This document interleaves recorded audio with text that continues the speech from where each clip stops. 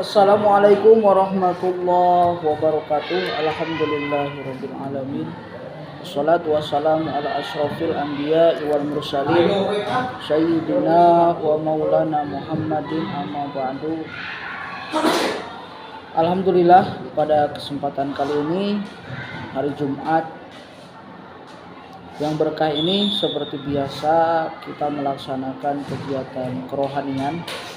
Mudah-mudahan di hari Jumat yang berkah ini kita mendapatkan kesehatan, kita mendapatkan keberkahan, kita mendapatkan rahmat, inayah, maghfirah dari Allah Subhanahu wa taala dengan sababiah adanya hari Jumat ini.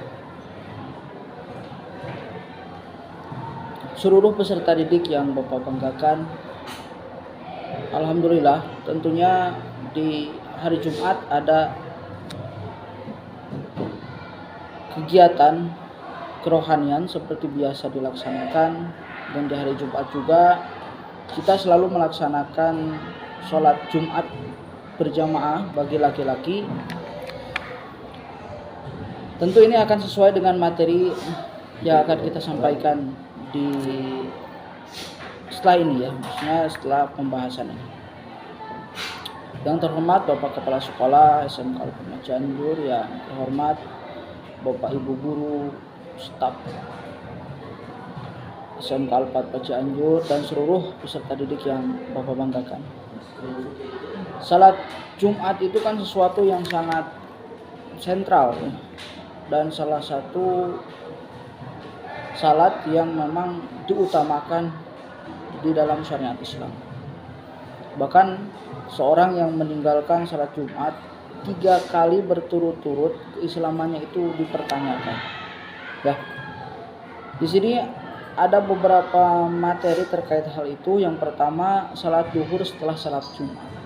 Tentunya ini jadi pertanyaan kan. Setelah beberapa daerah mungkin ketika mereka melaksanakan sholat duhur, terus datang orang yang berbeda daerah itu, maka katanya itu dia harus melaksanakan sholat duhur.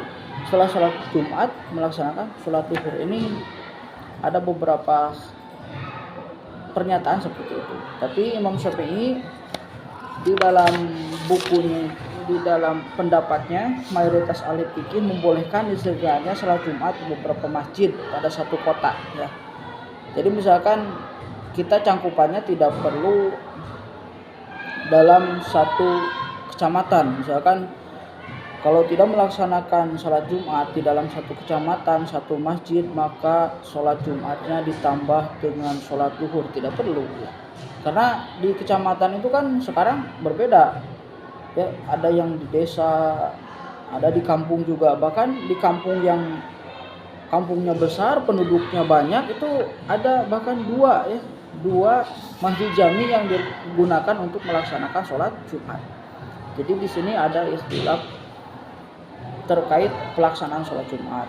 Juga ada yang mengatakan, mungkin kalian pernah mendengar istilah ketika kita misalkan dari kampung A, kemudian karena ada tugas, misalkan kita sudah bekerja, kita kerjanya di kampung B, kita melaksanakan sholat Jumatnya di kampung B, kira-kira sah atau tidak? Itu sah ya, karena kita di sini melaksanakan kewajiban. Tak mungkin kan kita bekerja di kampung B kemudian kembali lagi, padahal ada pekerjaan yang harus dilaksanakan ya.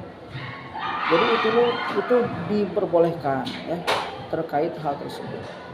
Sebagian ahli fikih berkata bahwa mengerjakan sholat duhur setelah mengerjakan sholat Jumat adalah suatu perbuatan yang tidak pernah ada pada masa Rasulullah SAW. Jadi tidak pernah ada, gitu ya. Tidak pada masa Khalifah Rasyidin, tidak ada juga, dan tidak juga dikenal oleh para imam mujtahid termasuk Imam Syafi'i, tidak ada ya. Istilah-istilah itu tidak ada. Karena sholat Jumat itu kan merupakan sholat yang dikhususkan Jumat, di hari Jumat. Tidak ada di hari-hari lain melaksanakan sholat Jumat. Jadi para peserta didik harus jeli ya dari sekarang. Banyak sekali aliran-aliran yang menyesatkan kita berdoa kepada Allah Subhanahu wa taala akan dijauhkan dari hal tersebut. Kita minta pertolongannya, ya, itu hasbunallah wa ni'mal wakil, ni'mal maula wa ni'man nasir. Kita perbanyak zikir hasbunallah wa ni'mal wakil, ni'mal maula wa ni'man nasir. La haula wala quwata illa billahil aliyil azim. Ya. Lalu bagaimana Pak kalau saya ketiduran? Misal ada yang enggak sekolah hari Jumat itu, dia di rumahnya ketiduran. Pas bangun sudah pelaksanaan sholat Jumatnya sudah. Apakah dosa? Tidak. Selagi dia ketiduran, tidak ada yang membangunkan. Pas dia bangun, apa yang harus dilakukan? Sholat duhur. Dia langsung sholat duhur. Setelah bangun, langsung sholat duhur. Itu tidak dosa karena kita ketiduran. Kan sesuatu hukum itu akan tidak berlaku dengan dua perkara. Pertama, kalau dia lupa. Yang kedua, kalau dia ketiduran. Lupa tidak bisa. Seperti kita misalkan berpuasa di bulan Ramadan, kita lupa makan, itu lupa. Setelah itu apa yang terjadi? Itu tidak batal, ya. Kita lupa, udah aja kita lanjut berpuasa lagi. Kecuali disengaja, lupa Pak, padahal tidak lupa, itu yang salah, ya. Selanjutnya di sini ada pemberitahuan salat Jumat. Nah, ini kan dulu itu kan zaman Rasul pemberitahuan dengan kumandang azan. Adanya Bilal bin Rabah, yaitu kumandangkan adzan. Kalau zaman sekarang ada istilah bedug, ya. Ada peringatan ketika di kampung-kampung ada Jumat, pasti bedugnya itu dibunyikan terlebih dahulu. Setelah itu ada yang azan, yang adzan muadzin, berarti yang adzan melaksanakan. Bagaimana itu Pak? Apa itu diperbolehkan? Tidak sesuai dengan apa yang dicontohkan Rasul, itu diperbolehkan, ya. Selagi hal tersebut tidak menentang syariat, tidak melanggar apa yang terdapat di Al-Qur'an, hadis, ijma, qiyas para alim ulama, itu diperbolehkan, ya. Seperti pelaksanaan Maulid Nabi, pelaksanaan Rajab, pelaksanaan Muharraman, itu tidak dilarang karena itu terdapat ihsan di sana, kebaikan yang bisa mendorong seseorang itu untuk dekat dengan Allah Subhanahu wa taala. Jika telah masuk waktu salat Jumat, Rasulullah naik ke atas mimbar khutbah, kemudian duduk di situ. Muadzin pun mengumandangkan adzan. Setelah itu barulah Rasul menyampaikan khutbahnya. Lalu ada beberapa manfaat kenapa Jumat itu dilaksanakan banyak gitu kan. Syaratnya itu harus 40, lebih dari 40 lebih bagus, ya. Maksimalnya 40 dihitung dengan imam. Imam, ada juga yang mengatakan imam itu tidak hitungan, jadi makmum 40 plus imam menjadi 41. Itu kan kewajiban yang harus dilaksanakan. Jadi bagusnya kalau di kota-kota pasti banyak, ya.